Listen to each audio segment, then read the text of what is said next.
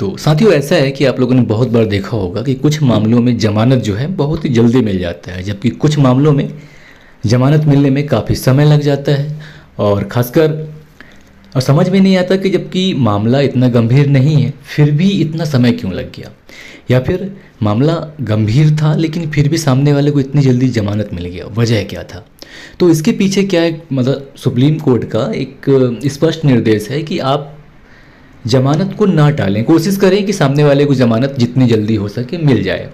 तो इसी संदर्भ में एक अग्रिम ज़मानत होता है जो कि पहले सीआरपीसी के तहत धारा 438 लगता था, अब 482 के तहत जाते हैं इसमें अग्रिम ज़मानत में।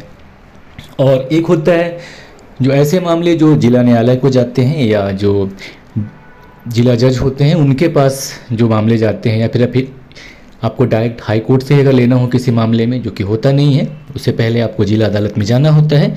तो वो 439 था, जिसके तहत अब वो बीएनएस में वो 483 हो गया है, उसके तहत भी ज़मानत मिलता है लोगों को। और 436 में सामान्यतः ऐसे मामले में ज़मानत मिलते हैं जो जमानती होते हैं, जबकि 437 जो वर्तमान में 480 हो गया है बीएनएसएस के तहत। तो 437 में ऐसे मामलों में ज़मानत दिया जाता है जो अजमानती होते हैं, लेकिन कुछ शर्तों के अनुसार ज़मानत प्रदान कर दिए जाते हैं। अब बात आती है कि ज़मानत की मंजूरी किन दशा में होती है।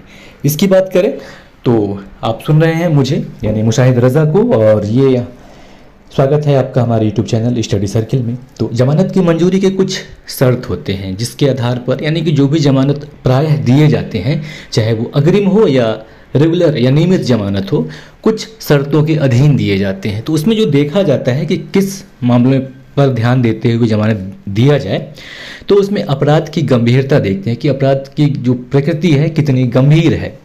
इसके अलावा जो साक्ष्य है या जिस साक्ष्य की बात की जा रही है वो किस हद तक इस घटना को साबित करेगा या ना साबित करेगा, उसके आधार पर भी जज महोदयों के द्वारा जमानत की मंजूरी दी जाती है। इसके अलावा जो आहत हुआ है और जो साक्षीगण है उनकी हैसियत क्या है, हैसियत इन द सेंस कि उनका सोशल स्टेटस नहीं या उनका जो सामाजिक परिस्थिति है उसको लेकर नहीं, बल्कि उन लोगों का इस केस में कितना महत्वपूर्ण रोल या योगदान हो सकता है, ये देखते हुए ही जमानत को मंजूर किया जाता है। इसके अलावा कि अगर अभियुक्त को जमानत दे दिया जाता है तो उससे फ़र्क क्या पड़ेगा, यानी कि अगर अभियुक्त उसका कोई आपराधिक रिकॉर्ड नहीं है या बिल्कुल नवयुवक है, जिसे ऐसा लगता है कि हो सकता है धोखे से उससे गलती हो गई हो, लेकिन इस गलती को अपराध बताया जा रहा हो, तो ऐसी दशा में भी जमानत दे दिया जाता है।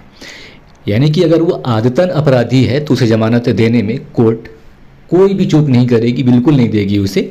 लेकिन अगर बिल्कुल नवयुवक है और ऐसा लगता है कोर्ट को कि सामने वाला मतलब ठीक है इसने गलती किया, इससे हो गया, लेकिन इनोसेंट था, वो टाइम ऑफ प्रेजेंस ऐसा था कि उससे गलती हो गई, तो ऐसे मामलों में कोर्ट जो है जमानत दे देती है।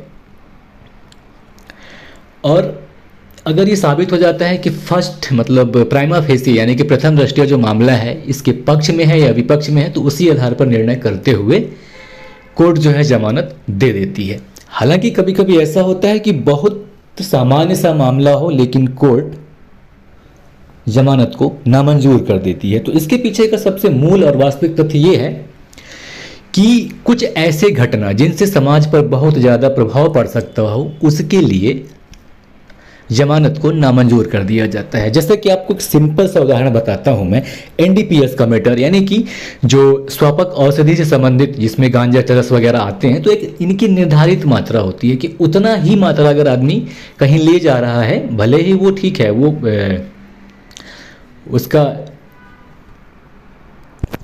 अवैध व्यापार ही कर रहा हो या उसको अवैध तरीके से उसका परिवहन कर रहा हो, लेकिन एक निश्चित मात्रा या उससे कम होने पर कभी कभी कोर्ट क्या है जमानत दे देती है।